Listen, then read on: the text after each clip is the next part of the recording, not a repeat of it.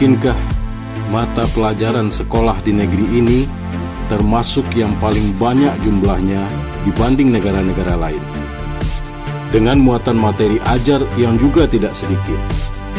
Di satu sisi mungkin kita bangga, itu menurunkan angka buta aksara dan meningkatnya jumlah anak bangsa yang mengenyam pendidikan tinggi. Namun kenyataannya tidak seperti itu. Orang-orang terdidik bahkan ada yang memicu keresahan di tengah masyarakat.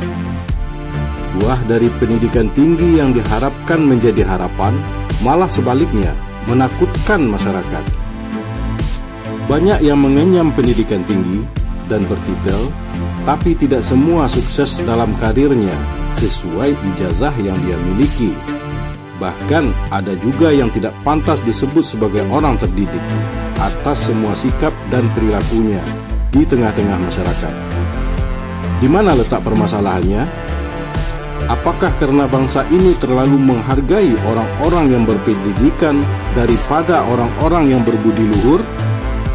Padahal banyak dana dan pikiran tercurah buat membangun infrastruktur sekolah, namun tidak termasuk membangun budaya belajar itu sendiri.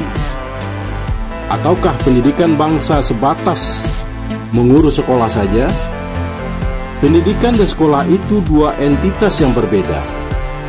Sekolah hakikatnya suatu upaya untuk membuat anak-anak mengerti dan mengetahui yang dituntutnya, untuk memprioritaskan nilai-nilai dan mempraktekannya di tengah masyarakat.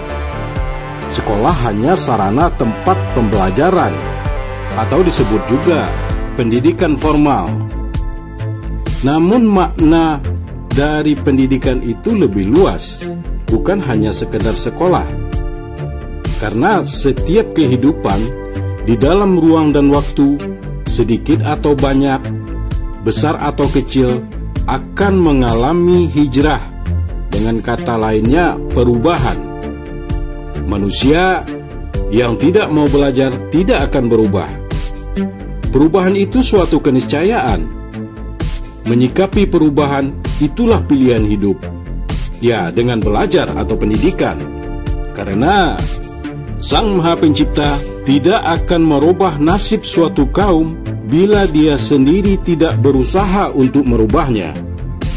Belajar itu suatu aktivitas mental dan fisik yang berlangsung melalui interaksi aktif dengan lingkungan, yang akan menghasilkan keterampilan, pengetahuan, pemahaman, dan sikap.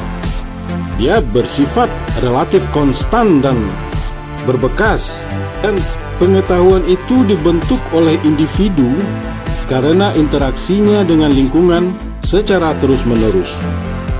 Di dalam Islam juga mengajarkan, tuntutlah ilmu dari buayan sampai ke liang lahat.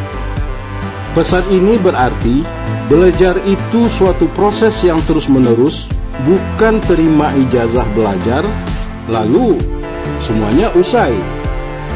Belajar itu melakukan apa saja, mendapatkan apa saja, dan berasal dari mana saja.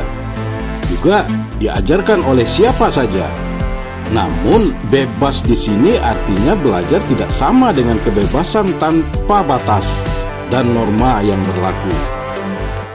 Belajar itu merupakan proses dari rasa ingin tahu tentang banyak hal dalam hidup ini. Itu sudah menjadi modal awal dan utama sekali dalam prosesnya. Artinya sudah mencapai setengah dari keberhasilan belajar itu sendiri. Apalagi rasa ingin tahu itu disertai dengan pencarian secara berulang dan konstan, sehingga melahirkan rasa percaya diri dan keyakinan di dalam hati, karena belajar yang sukses itu akan diikuti oleh perkembangan dan kemajuan yang terbentuk sebagai hasil dari pencapaiannya. Wallahu a'lam bishawab. Assalamualaikum warahmatullahi wabarakatuh.